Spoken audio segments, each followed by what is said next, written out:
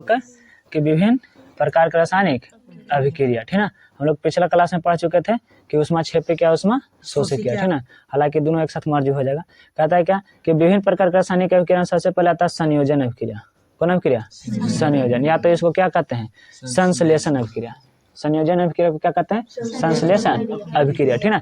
जिसमें दो या अधिक पदार्थ, ऐसा अभिक्रिया जिसमें दो या अधिक पदार्थ मिल करके, है ना, मिल करके यानी संयोग करके एक नए पदार्थ बनाते हैं, है ना। और उसका गुण जो है मूल गुण से क्या हो, अलग हो, तो उसे क्या कहते हैं हम लोग? संयोजन अभिक्रिया। कौन सा अभिक्रिया कहते हैं? संयोजन अभिक्रिया। कहने का मतलब होता है ना कि जब कोई दो पदार्थ, चाहे तो दो से अधिक पदार्थ, जब कोई दो पदार्थ या दो से अधिक पदार्थ मिल करके, ठीक ना, संयोग कर करके नया पदार्थ बनाते हैं, संयोग कर करके नया पदार्थ बनाते हैं, है ना। और उसका गुण जैसे मूल से अलग होता है तो उसे क्या कहते हैं हम लोग? संयोजन अभिक्रिया अथवा संश्लेषण अभिक्रिया। क्या कहते हैं? संयोजन अथवा संश्लेषण अभिक्रिया, ठीक ना। जैसे कि यहाँ पर देखा जाए तो कार्बन, ठीक है, और उसके बाद देखा जाए तो ऑक्सीजन। तो कार्बन ऑक्सीजन मिलकर के क्या बना रहा है? Carbon dioxide. दोनों को संयोग हो जा रहा है ना, इसलिए अभिक्रिया को क्या कहेंगे हम लोग? संयोजन अभिक्रिया कहेंगे। क्या कहेंगे? संयोजन अभिक्रिया कहेंगे, ठीक है। और उसके बाद क्या आता है? वियोजन अभिक्रिया। कौन सी अभिक्रिया? वियोजन अभिक्रिया, ठीक ना। कौन अभिक्रिया कहेंगे? संयोजन अभिक्रिया करेंगे जब संयोग होता है। अगला क्या कहता है कि वियोजन या अपघटन अभिक्रिया। वियोजन या, ठीक ना। तो वियोजन अभिक्रिया किसे कहते हैं? ठीक है, तो ऐसा अभिक्रिया जिसमें दो या दो से अधिक यौगिक, है ना, किसी, है ना, यहाँ पे गलती है, किसी बड़े यौगिक टूट करके दो या दो से अधिक यौगिक बटे, है ना। वियोजन या अपघटन अभिक्रिया कहने का मतलब होता है कि वैसे अभिक्रिया जिसमें कोई एक बड़ा यौगिक टूट करके चाहे दो से ज्यादा अणुओं में टूट जाता है, ठीक ना, तो उसे क्या कहते हैं? वियोजन अभिक्रिया। और उसमें भी बहुत पहले वाला गुण और बाद वाला गुण दोनों का क्या होगा? अलग अलग होगा, तो इसको क्या कहेंगे हम लोग? वियोजन अभिक्रिया। जैसे कि यहाँ पर उदाहरण से एक है कि कैल्शियम कार्बोनेट का सूत्र क्या होता है? CaCO3, ठीक ना। जब इसे गर्म करते हैं तो दो भागों में टूट जाता है, कैल्शियम ऑक्साइड और कार्बन डाइऑक्साइड, अर्थात ही दो भागों में टूट गया, तो इसको कौन सा अभिक्रिया कहेंगे? अपघटन या तो वियोजन, डिकम्पोजिशन रिएक्शन, ठीक ना। मतलब जब कोई बड़ा यौगिक टूट करके दो या दो से अधिक छोटे छोटे यौगिक अथवा अणुओं में बदल जाता है, उस अभिक्रिया को क्या कहते हैं हम लोग? विघटन या तो अपघटन, ठीक ना। विघटन या तो अपघटन, ठीक है। ये दोनों अभिक्रियाओं को दिक्कत, जब संयोग हो जाएगा था संयोजन, है ना, अथवा संश्लेषण, है ना। अच्छा, और एक है कुछ कि जब टूट जाएगा तो अपघटन, टूट जाता कच्चे अपघटन। इसके बाद एक अभिक्रिया आता है कि वैद्युत अपघटन अभिक्रिया। कौन अभिक्रिया? वैद्युत अपघटन। तो अपघटन का यह प्रूफ है, कहता है कि धातुओं के द्रवित ऑक्साइड एवं क्लोराइड से होकर विद्युत धारा प्रवाहित करते हैं तो अपघटित हो जाते हैं। जब कोई ऑक्साइड कहने का मतलब कि O2 वाला मात्रा हो, और जब कोई ऑक्साइड या क्लोराइड को, है ना, विद्युत धारा प्रवाहित करते हैं, जैसे कि, है ना, सोडियम क्लोराइड में जब इसको धारा प्रवाहित कर देते, धातु जो होता है किस पर? कैथोड पर, धातु कैथोड पर, और जो धातु के अलावा जो पदार्थ होता है सो एनोड पर। धातु कैथोड पर और धातु के अलावा जो होता है एनोड पर जम जाता है। तो इस प्रकार के प्रक्रिया को उदाहरण को क्या कहते हैं? वैद्युत अपघटन। नाम से पता चल रहा है वैद्युत अपघटन अभिक्रिया का है। वैसे अभिक्रिया जिसमें वैद्युत अपघट्य कराया जाता है, वैद्युत अपघटन की क्रिया कराए जाते हैं, जिसमें से धातु कैथोड पर और अन्य चीजें का जो होता है एनोड पर रहता है। इस प्रकार के अभिक्रिया को क्या कहते हैं? वैद्युत अपघटन अभिक्रिया कहते हैं, ठीक ना।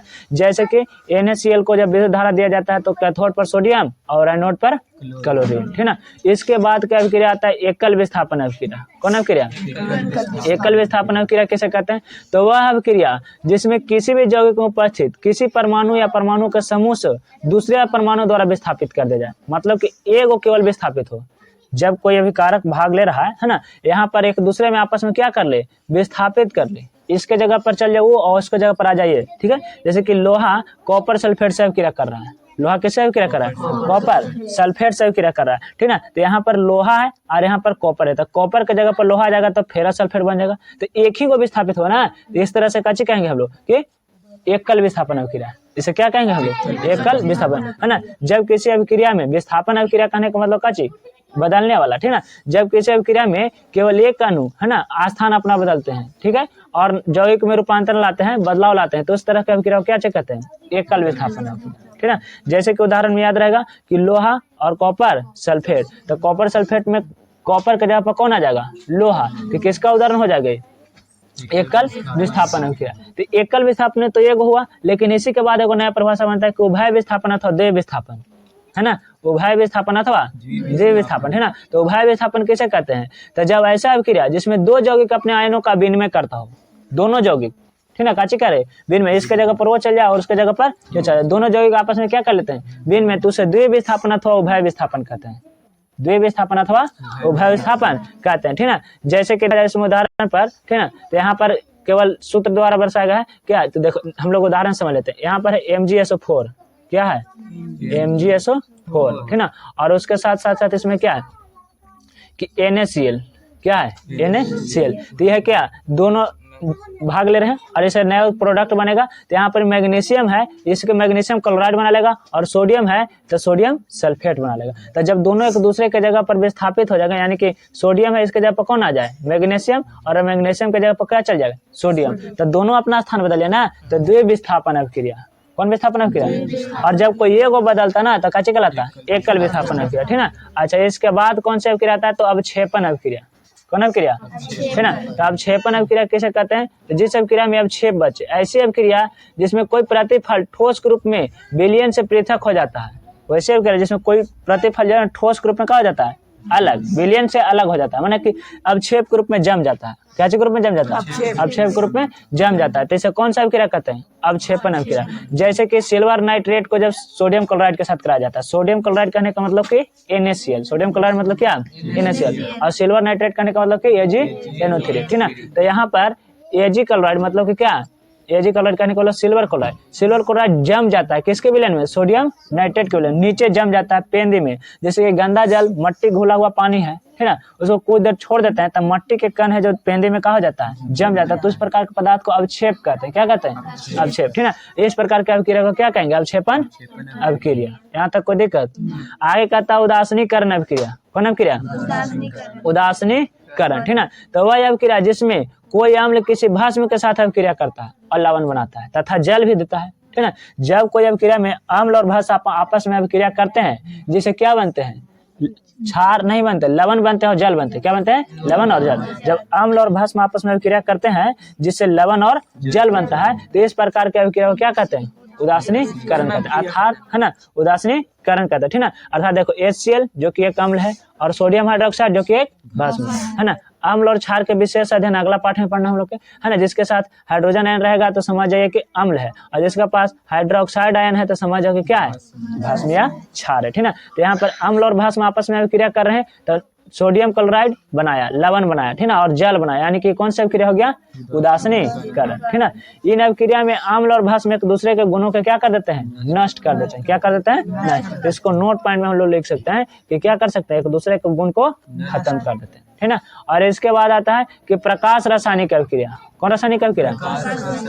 प्रकाश रासायनिक अभिक्रिया। प्रकाश रासायनिक अभिक्रिया कैसे कहते हैं? तो ऐसी अभिक्रिया जो प्रकाश की उपस्थिति में ही हो, ऐसी अभिक्रिया जो केवल प्रकाश की उपस्थिति में हो सके, ठीक ना, अंधेरा में नहीं हो सकता है, तो उसे कैसे कहते हैं? प्रकाश रासायनिक अभिक्रिया, ठीक ना। जब कोई अभिक्रिया प्रकाश की उपस्थिति में होता है तो उसे क्या कहते हैं लोग? प्रकाश रासायनिक अभिक्रिया, है ना। जैसे कि हाइड्रोक्लोरिक अम्ल के निर्माण, ठीक ना, हाइड्रोजन और क्लोरीन जब अभिक्रिया करते हैं तो हाइड्रोक्लोरिक अम्ल तो बनता है, लेकिन एकदम धीरे धीरे बनता है। लेकिन जैसे ही सूरज की रोशनी इसको मिलता है, अभिक्रिया मिनटों में हो जाता है, वरना उसे घंटों लग सकते हैं, दिन भी लग सकता है अंधेरा में। किसको बनाने में? हाइड्रोक्लोरिक अम्ल में। तो किसका उदाहरण हो जाएगा? प्रकाश रासायनिक अभिक्रिया, क्योंकि इसके लिए प्रकाश अति आवश्यक है ना। भोजन निर्माण में ग्लूकोज का निर्माण होना प्रकाश संश्लेषण में, अगर रोशनी ना मिले तो शायद 12 घंटा रात में खाना ना बने, लेकिन प्रकाश संश्लेषण में क्या रोशनी मिल जाता है तो फोटोसिंथेसिस होने लगता था, प्रकाश संश्लेषण अभिक्रिया होने लगता है। अगला कौन अभिक्रिया? ऑक्सीकरण एवं अवकरण अभिक्रिया। कौन अभिक्रिया? ऑक्सीकरण और अभिक्रिया, ठीक ना। तो इसको सबसे पहले जान लेते हैं रेडॉक्स अभिक्रिया को, ठीक है। तो जब ऑक्सीकरण और अवकरण अभिक्रिया दोनों साथ साथ होता है तो उस अभिक्रिया को क्या कहते हैं? रेडॉक्स अभिक्रिया। जब ऑक्सीकरण और अवकरण दोनों एक साथ होता है तो उसे क्या कहते हैं? रेडॉक्स अभिक्रिया, ठीक ना। तो इसमें आप जानते हैं कि ऑक्सीकरण अभिक्रिया क्या है और अवकरण अभिक्रिया क्या है। तो ऑक्सीकरण अभिक्रिया किसे कहते हैं? तो ऐसी अभिक्रिया जिसमें ऑक्सीजन का संयोग हो, वैसे अभिक्रिया जिसमें ऑक्सीजन का संयोग हो, इस तरह से बोल सकते हैं, अथवा हाइड्रोजन का निष्कासन हो। माने दो में से कोई एक काम होगा दोनों काम होगा तो कोई दिक्कत नहीं और बड़ी अति उत्तम है। लेकिन अगर एक काम भी होता है तो ऑक्सीकरण का उदाहरण होगा। ऑक्सीजन का संयोग हो फिर भी ऑक्सीकरण होगा, अथवा हाइड्रोजन का निष्कासन हो फिर भी ऑक्सीकरण होगा, अथवा हाइड्रोजन का निष्कासन और ऑक्सीजन का संयोग दोनों एक ही साथ क्यों न हो जाए, फिर भी कौन सा अभिक्रिया कहलाएगा? ऑक्सीकरण अभिक्रिया कहलाएगा। कौन अभिक्रिया? ऑक्सीकरण। जैसे कि यहाँ पर अभिक्रिया है सल्फर के साथ ऑक्सीजन मिल रहा है, यानी कि सल्फर का ऑक्सीकरण हो रहा है। किसका ऑक्सीकरण हो रहा है? यहाँ पर देखा जाए तो हाइड्रोजन है, हाइड्रोजन के साथ ऑक्सीजन मिल रहा है, तो क्या हो जाएगा? हाइड्रोजन का ऑक्सीकरण हो रहा है। क्या हो रहा है? हाइड्रोजन का ऑक्सीकरण। इसी प्रकार से ठीक मैग्नीशियम के साथ जब ऑक्सीजन मिले, किसके साथ? मैग्नीशियम के साथ जब ऑक्सीजन मिले तो किसका ऑक्सीकरण हो रहा है? मैग्नीशियम का। ठीक है, कौन सा अभिक्रिया का उदाहरण हो जाएगा? ऑक्सीकरण अभिक्रिया का उदाहरण हो जाएगा, ठीक है ना। और उसके बाद आता है अवकरण, इसको इंग्लिश में कहते हैं रिडक्शन, उसको कहते हैं ऑक्सीडेशन, ठीक ना। काजी कहता है अवकरण उसके बिल्कुल उल्टा है, ठीक है। ऐसी अभिक्रिया है ना जो कि ऑक्सीजन का नहीं बल्कि क्या हाइड्रोजन का संयोग करा, वैसे अभिक्रिया जिसमें हाइड्रोजन का संयोग हो, है ना। वैसे अभिक्रिया जिसमें ऑक्सीजन का निष्कासन हो, हाइड्रोजन का संयोग हो, हाइड्रोजन का संयोग हो अथवा ऑक्सीजन का निष्कासन हो, या तो दोनों प्रक्रिया साथ हो जाए, हाइड्रोजन का संयोग ऑक्सीजन का निष्कासन, फिर भी कौन सा अभिक्रिया कहलाएगा? अवकरण। क्या कहलाएगा? अवकरण, ठीक ना। अवकरण, ठीक ना। और जब ये दोनों साथ साथ होते हैं तो इसे काची कहते हैं हम लोग? रेडॉक्स अभिक्रिया। कौन अभिक्रिया? रेडॉक्स। जैसे कि यहाँ पर देखा जाए एक उदाहरण से, है ना, क्या है? कॉपर ऑक्साइड, क्या है? और यहाँ पर हाइड्रोजन, ठीक है। और इधर कॉपर और इधर क्या हो जाए? जल भरा, तो यहाँ पर हाइड्रोजन का संयोग हो रहा है, तो इसको क्या कहेंगे हम लोग? इधर से प्रक्रिया देखेंगे तो कहेंगे कि अवकरण हो रहा है। हाइड्रोजन के संयोग हो रहा है तो इस तरफ से क्या कहेंगे? अवकरण हो रहा है। लेकिन इस तरफ से देखा जाए, ठीक ना, तो इसमें से क्या हो रहा है? ऑक्सीजन का संयोग हो रहा है। यहाँ पे कॉपर ऑक्साइड में क्या हो रहा है? संयोग हो रहा है, मैंने साथ आ रहा है, इसलिए इसको कहेंगे क्या चाहिए कि ऑक्सीकरण हो रहा है, यानी कॉपर के लिए ऑक्सीकरण हो रहा है ना। यहाँ पर हाइड्रोजन के साथ वाला कर जाए तो कॉपर के साथ मिला है तो ऑक्सीकरण हो रहा है, जबकि यहाँ पर हाइड्रोजन अलग मिला है, यानी कि ऑक्सीजन के लिए यहाँ पर क्या हो रहा है? अवकरण हो रहा है, ठीक है। तो ये दोनों एक साथ हुआ, इसलिए इसको काची कहते हैं? रेडॉक्स। कौन अभिक्रिया? इंग्लिश में भी इसको रेडॉक्स रिएक्शन कहते हैं, ठीक है। अगला भाग है इंग्लिश में कोई अवकारक क्या है? कौन पदार्थ? अवकारक, ठीक है। अवकारक, तो ऑक्सीकरण तो समझ में आया कि जिसमें ऑक्सीजन का संयोग हो, तो काची कहलाएगा? ऑक्सीकरण। जिसमें ऑक्सीजन का संयोग हो, ठीक ना, उसे कहते हैं ऑक्सीकरण। लेकिन ऑक्सीकारक किसे कहते हैं? तो जिस पदार्थ का अवकरण होता है उसे ऑक्सीकारक कहते हैं। थोड़ा सा उल्टा, ऑक्सीजन का संयोग होगा तो ऑक्सीकरण, और जिसका अवकरण होगा वो ऑक्सीकारक।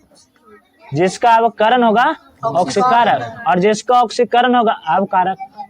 ऑक्सीकरण होगा तो अवकारक, है ना, और अवकरण होगा तो ऑक्सीकारक, ठीक है। ऑक्सीजन संयोग होगा तो ऑक्सीकरण, है ना, हाइड्रोजन संयोग होता है अवकरण, ठीक है। इस तरह से तो इसका देखा जाए उदाहरण में, तो यहाँ पर ऑक्सीजन का क्या हो रहा है? संयोग हो रहा, ठीक है, यानी कि है अभिक्रिया ऑक्सीकरण, तो उदाहरण हो जाएगा अवकारक का। बिल्कुल विपरीत, ऑक्सीकरण हो रहा है तो काची कहलाएगा? अवकारक, और इसमें काची हो रहा है? अवकरण, ठीक ना। अवकरण हो रहा है तो काची हो जाएगा? ऑक्सीकारक, ठीक ना। यहाँ पर होता है काची ऑक्सीकरण अवकारक में, ये थोड़ा सा अलग विशेष प्रकार से उल्टी थोड़ा सा गुण रखता है। एक बात कहता है कि हमारे दैनिक जीवन में, है ना, ऑक्सीकरण अवकरण के का प्रभाव है, का उपयोग है, कहाँ कहाँ है? तो सबसे पहले होता है भोजन के पचने में, कच्चे में भोजन के पचने, भोजन के पचने में क्या होता है? तो ऑक्सीकरण का प्रभाव है। किसका प्रभाव है? ऑक्सीकरण का, ठीक ना। जैसे कि देखा जाए हम लोग भोजन के रूप में साधारणतः ग्लूकोज रहता है, क्या रहता है? ग्लूकोज। कच्चे में होता है ऑक्सीकरण में, ऑक्सीकरण कहने का मतलब क्या हो? ऑक्सीजन का संयोग हो, तो देखा जाए तो हमारा साधारण भोजन ग्लूकोज के रूप में रहता है, ठीक ना। कम से कम सबसे सरल जो पचने वाला हो तो ग्लूकोज, इसके साथ क्या लगा? ऑक्सीजन। तो कार्बन डाइऑक्साइड में बदल करके उष्मा के रूप में हम लोग श्वसन प्रक्रिया में छोड़ दिए, और फिर जल के रूप में हमारे शरीर में चल गया और हमको क्या दिया? ऊर्जा दिया। अर्थात इसका हुआ ऑक्सीकरण, क्योंकि ऑक्सीजन संयोग हुआ। ऑक्सीजन संयोग होगा तो काचे हो जाएगा? ऑक्सीकरण। आज के बाद भोजन के खराब होना, दुर्गंधित होने, यानी कि खट्टा हो जाना, तो किसका कारण है? अवकरण का प्रभाव है। किसका कारण है? अवकरण, या तो ऑक्सीकारक भी इसको कह सकते हैं। उसके बाद संक्षारण, यानी कि जंग लगना। जंग लगना भी किसका उदाहरण है? तो जंग लगना ऑक्सीकरण अवकरण की अभिक्रिया है, रेडॉक्स अभिक्रिया। इसमें ऑक्सीकरण का भी योगदान होता है और अवकरण का भी, ठीक ना। लेकिन मुख्य रूप से जब कह देना केवल किसका ऑक्सीकरण ऑप्शन रहेगा तो ऑक्सीकरण मान, लोहा का ऑक्सीडेशन होता है जिसके वजह से लोहा में जंग लग जाता है, ठीक ना। लोहा संक्षरित हो जाता है, अर्थात लोहा खराब हो जाता है, ठीक ना। और इसे भार कहा जाता है? बढ़ जाता है। और इसके बाद भी ऑक्सीकरण और अवकरण का उपयोग कहाँ है, तो दहन की क्रिया में, जलाने में, ठीक ना। हमारे दैनिक जीवन में दहन की कई क्रिया होती है, जैसे कि जलावन के रूप में लकड़ी, कोयला या किरोसिन, है ना, द्रवित पेट्रोलियम गैस यानी कि एलपीजी इत्यादि का उपयोग। तो इन सबको जलने के लिए क्या चीज चाहिए, ऑक्सीजन चाहिए, ठीक ना। और ऑक्सीजन का संयोग अर्थात ऑक्सीकरण क्रिया होगी। तो ऑक्सीकरण अभिक्रिया का उपयोग कहाँ पर है, कोई भी चीज को जलने में, क्या चीज करने में, कोई भी चीज को जलने में अर्थात दहन होने में, ठीक ना। तो दहन से आता है यहाँ पर दहन वाला भाग कि दहन क्या है, क्या दहन क्या है, ठीक ना। तो दहन क्या है, तो दहन कहने का मतलब कोई पदार्थ जल करके जब ऊष्मा और प्रकाश देता है ना, तो इस क्रिया को क्या कहते हैं, दहन। क्या कहते हैं, जब कोई पदार्थ जल करके ऊष्मा और प्रकाश, ऊष्मा कहने का मतलब हीट, है ना, ऊष्मा और प्रकाश देता है तो उसे क्या चीज कहते हैं। और जो पदार्थ जलता है उसे दाह्य पदार्थ कहते हैं, क्या चीज कहते हैं, है ना। जैसे कि मान लीजिए कि हम लकड़ी जला रहे हैं, लकड़ी जल गया, है ना, तो कच्चे लकड़ी था से दाह्य पदार्थ, और प्रक्रिया का चीज कहलाया, दहन। क्या कहलाएगा, जैसे कि कोयला, पेट्रोलियम गैस, जलावन इत्यादि का जलना, ठीक ना। तो ये सब कच्चे हो गया दहन। क्या हो जाएगा, दहन। दाह्य पदार्थ अथवा दहनशील भी उसको कहते हैं, ठीक है। इसी के बाद अगला पॉइंट, तो कौन कौन पदार्थ जलेगा भाई, ठीक है। तो ज्वलनशील या दहनशील पदार्थ, कौन सा पदार्थ, ज्वलनशील या दहनशील, ज्वलनशील और, ठीक है। तो ज्वलनशील किसे कहते हैं, तो जो पदार्थ जल जाता है उसे कहते हैं ज्वलनशील अथवा दहनशील, है ना। जैसे कि गोईठा, सूखा लकड़ी, कोयला, एलपीजी, है ना, ये सब का हो जाएगा दहनशील। सीएनजी, पेट्रोल, ये सब का भी दहन होता है ना। लेकिन सबके चूल्हे या तो फिर इंजन अलग प्रकार के होते हैं। जैसे कि पेट्रोल को हम लोग साधारणतः फर्श पर जला देंगे, ऐसे जलेगा, लेकिन जब ईंधन में डालेंगे तो उसको से हम लोग दूसरी प्रकार की ऊर्जा प्राप्त होगी, ठीक ना। जिससे हम लोग चक्का घुमा करके यांत्रिक ऊर्जा बदल करके गति में बदल सकें। और दूसरा इसमें है कि अज्वलनशील या अदहनशील पदार्थ, कौन, अज्वलनशील या अदहनशील, तो वह पदार्थ जो काचे हो दहन नहीं करता अर्थात जलता नहीं हो, उसे काचे कहेंगे, अदहनशील। जैसे कि मट्टी, पत्थर, बालू, ईंट, ठीक ना, मतलब साधारणतः ताप पर नहीं जलता हो, ठीक ना। बेकेलाइट, ये सब क्या चीज है, अदहनशील पदार्थ है, क्या चीज है, अदहनशील पदार्थ, ठीक ना। अच्छा, इसे दृढ़ भी कहते हैं। और कहता है कि जलने के लिए क्या चीज जरूरत है। यहाँ पर क्वेश्चन है कि दहन होने के लिए, जलने के लिए किन किन चीजों की आवश्यकता है। तो सबसे पहले जलने वाला चीज, सबसे पहले जलने वाला चीज, ठीक ना। और उसके बाद उसके क्या होना चाहिए कि दहन के लिए पोषक पदार्थ की उपस्थिति, दहन के लिए पोषक पदार्थ के उपस्थिति। और उसके बाद क्या कि ज्वलन ताप की प्राप्ति, मतलब कि जब तक ज्वलन ताप को प्राप्त नहीं करेगा तब तक वो जलना शुरू नहीं करेगा, यानी कि ज्वलन ताप के अति आवश्यक है, कोई दिक्कत है ना। ये 3 चीजों की जरूरत है। सबसे पहले कि दहनशील पदार्थ, और दूसरा का पोषक पदार्थ, इसी को हम लोग कहते हैं ऑक्सीजन की उपस्थिति, क्योंकि जलने में कौन मदद करेगा, ऑक्सीजन। तो ऑक्सीजन की उपस्थिति अथवा पोषक पदार्थ की उपस्थिति। और तीसरा की ज्वलन ताप, जैसे कि देखो, है ना, इसको हम लोग इस पदार्थ से समझ सकते हैं कि लकड़ी का एक चूर्ण है, ठीक है, और एक लकड़ी का गट्टर है। सबसे पहले कौन जलेगा, तो लकड़ी का चूर्ण डलेगा, ठीक है, क्योंकि इसका ज्वलन ताप बहुत कम हो जाएगा, पतले पतले होंगे, ठीक है। जबकि यहाँ पर लकड़ी का गट्टर जैसे कच्चे मोटा हो जाए, उसको जलने के लिए समय लगेगा, ठीक है। ज्वलन ताप उसका कच्चे होगा, अधिक होगा, सबसे अधिक होगा, मोटा गट्टर रहेगा और ज्यादा अधिक होगा, है ना। इसलिए कोयला को जलाने के लिए हम लोग केरोसिन का उपयोग करते हैं, क्योंकि उसका ज्वलन ताप ज्यादा है, और ज्वलन ताप ज्यादा है तो सलाई से केवल जलाएंगे तो जलेगा नहीं, है ना। अगला भाग कहता है कि दहनशील पदार्थ की उपस्थिति, माने कि ऑक्सीजन जलना चाहिए, है ना, ऑक्सीजन की उपस्थिति होनी चाहिए, ठीक है। और इसके बाद आता है अगला भाग कि ज्वाला क्या है, कौन सा चीज, तो ज्वाला कहने का मतलब क्या होता है कि वह क्षेत्र जिसमें कोई गैसीय पदार्थ जलता है, अर्थात सभी दहनशील गैस जलकर ज्वाला उत्पन्न करते हैं। क्या उत्पन्न करते हैं, ज्वाला। तो उसे क्या कहते हैं हम लोग, ज्वाला। उस भाग को क्या कहते हैं, जब गैसीय पदार्थ जल करके दहनशील होकर के ज्वाला उत्पन्न करता है, तो यह क्रिया भी क्या कहलाता है, ज्वाला। और ज्वाला निम्नलिखित बात पर निर्भर करता है, ज्वाला काची पर निर्भर करता है। पहला काची ऑक्सीजन के पर्याप्त मात्रा, पहला ऑक्सीजन की पर्याप्त मात्रा, ऑक्सीजन मिलेगा तब वो जलेगा, लेकिन ज्यादा मिल जाएगा तब बुझ जाएगा, कम मिलेगा जलवे नहीं करेगा, है ना। यानी कि ज्यादा भी जरूरत नहीं है, कम भी जरूरत नहीं है, साधारणतः होना चाहिए, ठीक ना। जैसे ये पर ना एगो दोहा के पौने जगह हुआ तागर कह देते हैं, दे तो बुझाए। हवा जो है से आग को बहुत ज्यादा जलाता है, जब तेज आग लग जाए बहुत तेज से जलाता है, लेकिन वही ढेबरी रहेगा, मोमबत्ती रहेगा तो उसको कच्ची कहता है ना, सबल सहाय सब को, ठीक ना। यहाँ पर एक कहता है कि उसको आवश्यक क्या चाहिए, ऑक्सीजन चाहिए, आवश्यक ऑक्सीजन चाहिए, ठीक ना। यानी कि जब गैस स्टोव पर हम लोग जलाते हैं, ज्यादा हवा चलते रहता है तो बुझ जाता है ना। और एकदम ना कम मात्रा में हवा हो तो भी कच्चा हो जाएगा, नहीं जलेगा, ठीक ना। लेकिन हम लोग उसको साधारण घर के तापमान पर जलाते हैं, और घर के अंदर वायुमंडल उपस्थित है। इसके बाद क्या है कच्चे कि अगर ऑक्सीजन नहीं मिलेगा तो क्या चीज करेगा, पूर्ण दहन नहीं होगा, पीला पीला जलेगा। क्या चीज जलेगा, पीला पीला। इसको हम लोग अपूर्ण दहन कहते हैं। क्या कहते हैं, है ना। जैसे कि केरोसिन, लालटेन, चाहे तो लकड़ी भी जब जलता है ना, जब खत्म हो रहा है या तो गैस भी खत्म होने वाला रहता है तो लाल पीला जलने लगता है। इसलिए इसको क्या चीज कहते हैं कि ऑक्सीजन की अपर्याप्त प्रवृत्ति हो रही है, चाहे तो ईंधन खत्म होने वाला है ना, लाल जैसा बने रहेगा। कैसे बने रहेगा, लाल। इसमें मोमबत्ती पर हम लोग साफा साफा देख सकते हैं, ज्वाला में समझ सकते हैं कि कहाँ ज्वाला है, कितना ज्वाला है, ठीक ना। तो मोमबत्ती में ज्वाला हम लोग समझेंगे। क्या समझेंगे, ठीक है। मोमबत्ती को जलाने पर मोम पिघलाकर बत्ती के ऊपर चढ़ जाता है। मोमबत्ती जलता है कैसे, तो मोमबत्ती में मोम पिघल करके इसको ऊपर चढ़ जाता है बत्ती। और बत्ती हमेशा आग के संपर्क में रहता है, ठीक ना। जिसकी वजह से बत्ती जलता है, मोम को क्या मिलता है, मोम से ऊर्जा मिल जाता है और मोम बहुत द्रव अवस्था से गैसीय अवस्था में आकर के जलना शुरू करता है और ये प्रकाश देता है, ठीक ना, और उसमें भी देता है। तब तक के जलता रहेगा जब तक कि मोम की उपस्थिति रहेगा, है ना। अगर मोम खत्म तो फिर खत्म, यानी बत्ती बात तक रहता है, ठीक ना।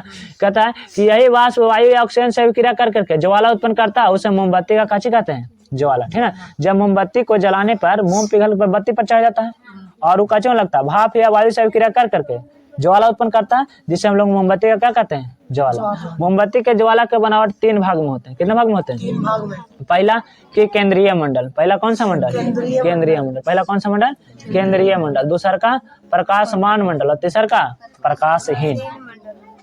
केंद्रीय, प्रकाशमान, प्रकाशहीन। तो देखो प्रकाशहीन केंद्रीय किसको कहेंगे, तो यहाँ पर मोमबत्ती के चित्र से हम लोग देखते हैं, ठीक है। ये मोमबत्ती का चित्र, सबसे बीच वाला जो भाग रहेगा सो हो जाएगा केंद्रीय, सबसे बीच वाला हो जाएगा कच्चे जगह, और उसके बाद वाला जो हो जाएगा से प्रकाशमान, और सबसे लास्ट वाला जो हो जाएगा से प्रकाशहीन। अर्थात सबसे किनारे वाला में प्रकाश उतना नहीं रहेगा, सबसे ज्यादा प्रकाश किस में रहेगा, बीच वाले भाग में। और केंद्रीय मंडल में है ना, वहाँ पर मोम पिघला अवस्था में रहता, बत्ती के ऊपर चढ़ता और जलना शुरू करता था, प्रकाशमान में जल जाता, और सबसे ज्यादा उष्मा रहेगा था सबसे बाहरी वाले में, सबसे उससे जहाँ पर नीला लौ जलता रहेगा ना, वहाँ पर थोड़ा सा ज्यादा रहेगा क्या चीज, तो उसमें रहेगा उष्मा का मान। देखो केंद्रीय मंडल किसे कहते हैं, तो यह नीला होता है। केंद्रीय मंडल क्या होता है, नीला। इसमें बिना जले हुए मोम भाप के रूप में रहते हैं, वहां पर मोम जलता नहीं, कांचे के रूप में रहता है, भाप के रूप में रहता है, ठीक ना।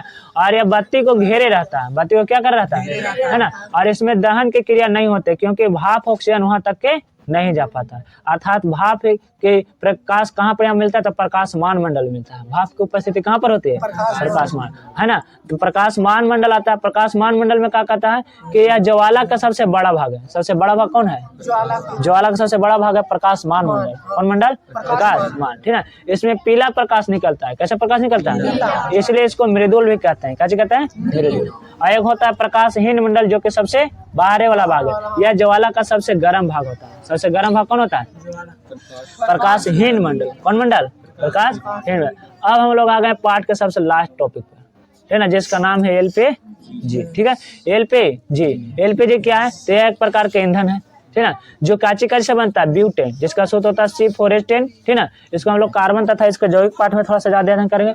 फिर प्रोपेन और कुछ एथेन, ठीक है।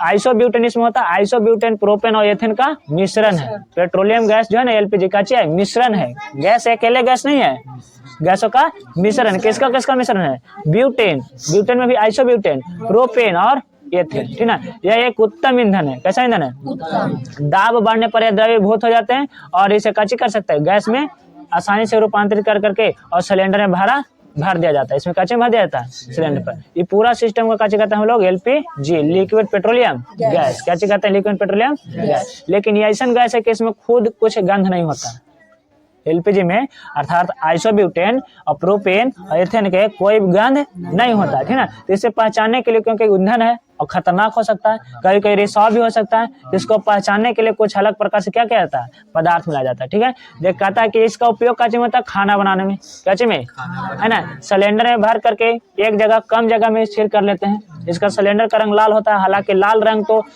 अग्निशामक यंत्र वाला भी होता है, अर्थात कार्बन डाइऑक्साइड के भी होता है, ठीक है। लेकिन एलपीजी का ज्यादातर सिलेंडर में क्या होता है, वो बताता है कि घरेलू ईंधन है। ब्लू रंग होता है जो कि व्यावसायिक ईंधन है, व्यावसायिक है ना। हालांकि ब्लू रंग ऑक्सीजन सिलेंडर के भी होता है ना। लेकिन ईंधन में देखा जाता है ब्लू रंग जो होता है व्यापारिक रूप में, इसलिए लिख देता है कि कहीं घरेलू उपयोग के लिए, और लिखा कच्चे व्यावसायिक। 19 किलो वाला जाता है से व्यावसायिक, 14 किलो वाला आता है से घरेलू, ठीक है ना। देखो इसमें लगभग है ना, काहे अच्छा ईंधन है, तो क्योंकि मतलब कि ज्यादा मात्रा में ऊर्जा देता है। कच्चे में देता है 1 ग्राम में 50 किलो जूल ऊर्जा देता है, ठीक है, जिसके वजह से कच्चे है अच्छा ईंधन है, ठीक है। तो गैर रिसाव, इसमें तो कोई गंध होता नहीं है, कच्चे होता है, गंध होता नहीं। तो गंध के पता चलने के लिए इसमें क्या चीज मिला देते हैं, तो इसका नाम है एथिल मेरकैप्टन। क्या नाम है, एथिल मेरकैप्टन। इसका सूत्र क्या होता है, तो C2H5S8, C2H5S8, इसी में तीखा गंध होता है। और ये जब रिसाव होता है तो एथिल मेरकैप्टन में बाहर निकलता है और पूरा हम लोग को पता चल जाता है कि गैस क्या हो रहा है, लीक रहा है, चाहे तो फिर कहीं से निकल रहा है। तो हम लोग क्या करते हैं, उसको सुरक्षा के उपाय करते हैं। यहीं पर पाठ का होता है, ठीक है।